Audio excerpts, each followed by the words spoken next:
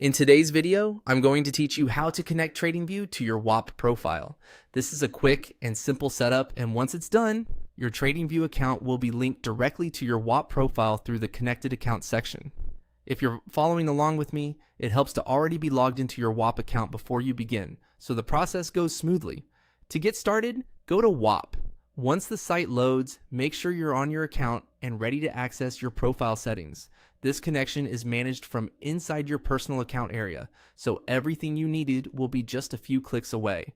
From there, look to the top right corner of the page and click on your profile. This will open the account menu where you can access different options related to your profile and settings.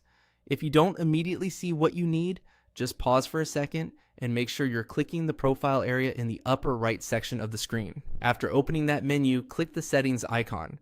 This takes you into the part of Whop where you can manage your personal account preferences and linked services. Settings is the main place for making account level changes, so if you ever need to update connected platforms again in the future, this is where you'll return. Once you're in settings, click on Connected Accounts. This section is specifically designed for linking external platforms to your Whop profile. You should see a list of available services that can be added or managed from here. Now find TradingView in that list and click Add. This begins the connection process between your Whop profile and your TradingView account. Depending on your current login status, you may be prompted to confirm the connection or sign in to TradingView before the link is completed. Just follow the on-screen instructions carefully and make sure you approve the connection if asked.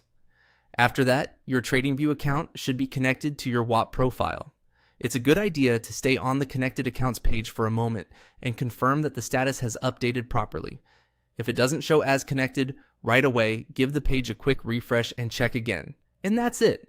You've successfully connected TradingView to your Whop profile. It only takes a minute, and knowing exactly where to go makes it much easier.